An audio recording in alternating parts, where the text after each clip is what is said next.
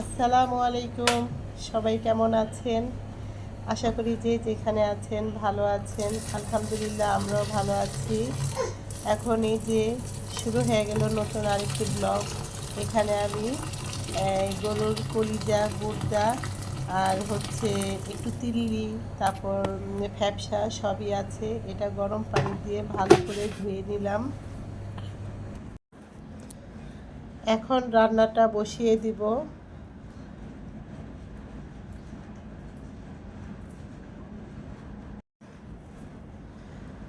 অল্প অল্প পরিমাণে আমি সবই নিচ্ছি, যেমন একটু তিল্লি, তারপর একটু ফ্যাপসা, তারপর একটু কলিজা, একটু গুর্দা। একসাথে মিক্স করে রান্না করলে ভালোই লাগে খেতে। আর কোরবানির গরুর এমনি তো একটু সব জিনিসই বেশি ভালো লাগে।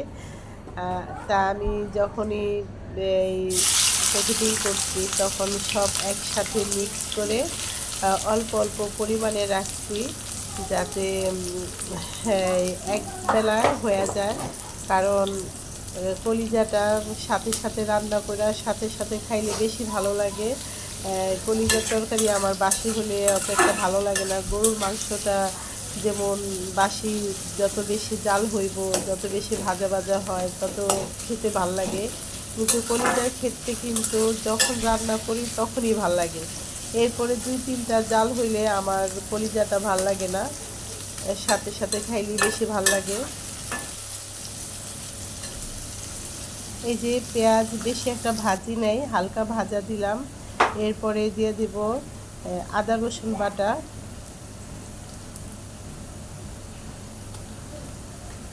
আদা রসুন আর পেঁয়াজ এই দুটাকে সুন্দর করে আগে ভাজবো তেলের সাথে।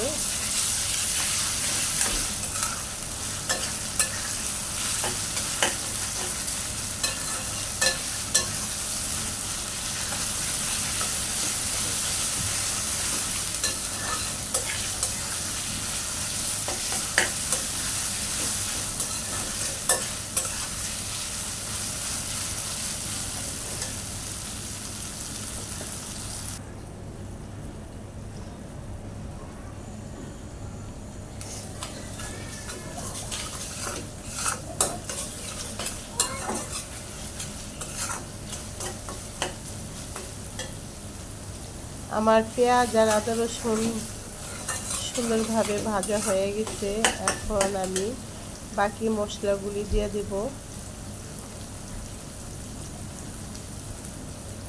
এই যে আমি ফ্রিজে সব মশলা একসাথে করে নিচ্ছি।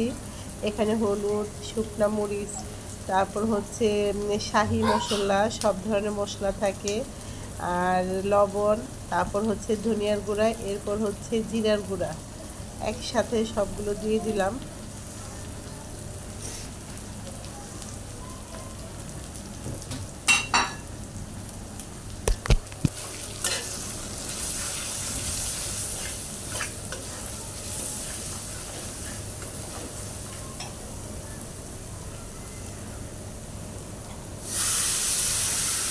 সামান্য পরিমাণে পানি দিয়ে আগে মশলাটা ভালোভাবে কষায় নেব।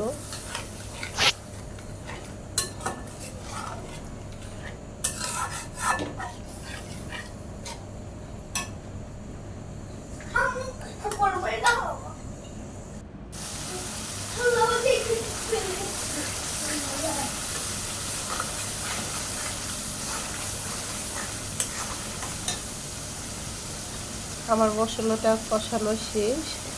আর এই যে আমি সবগুলো সুন্দরভাবে হালকা ফুটানো গরম পানি দিয়ে সুন্দরভাবে ধুয়ে নিচ্ছি। যে এখানে সবই আছে, চিল্লি, কলিজা, গুর্দা, ফ্যাপসা সবই আছে এখানে। আর কলিজাটা বেশি সময় নিয়ে রান্না করলে কিন্তু ভালো লাগে না। যত তাড়াতাড়ি রান্না হয় কলিজাটা সুন্দর হয়। রান্নাটা বেশি জাল দিলে ওটা শক্ত আর কিরকম জানি মাটি মাটি লাগে, খাইতে ভালো লাগে না।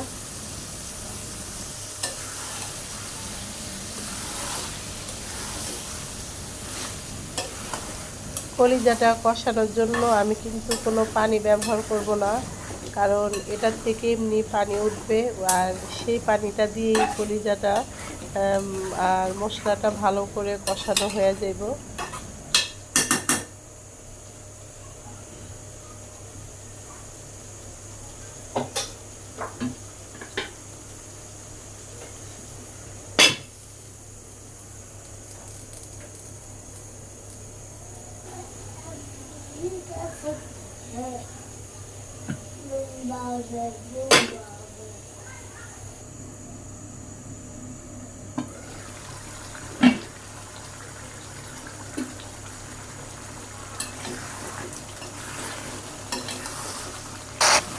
এই যে অনেকটাই পানি উঠছে, এই পানিটা ভালো করে শুকায়া ভালোভাবে কষায় নিব।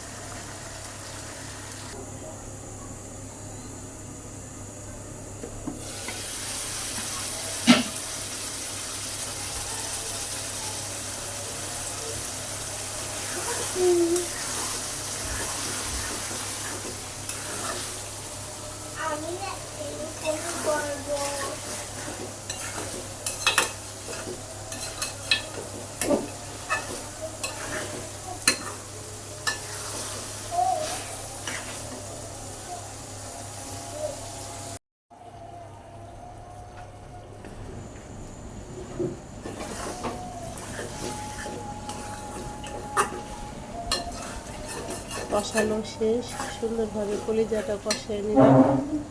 এখন এটা সিদ্ধ হওয়ার জন্য যতটুকু পানি প্রয়োজন ওই পরিমাণ মতন পানি দিয়ে দিব।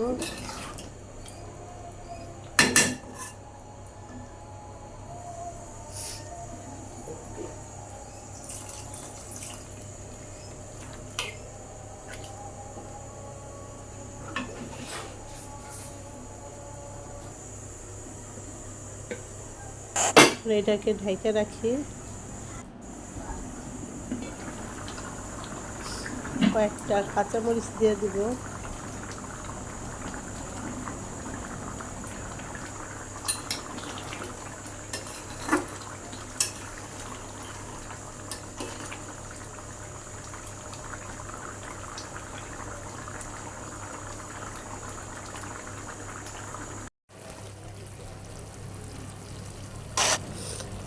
এই যে কলিজাটা রান্না সম্পূর্ণ শেষ।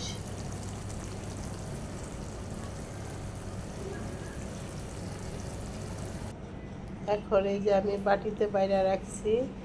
আজকে আছে কলিজা ভুনা, তারপর হচ্ছে টমেটো আর ধনিয়া পাতা দিয়া পাতলা ডাল, আর আছে করলা ভাজি। এটা হচ্ছে আজকে আমাদের দুপুরের খাবার।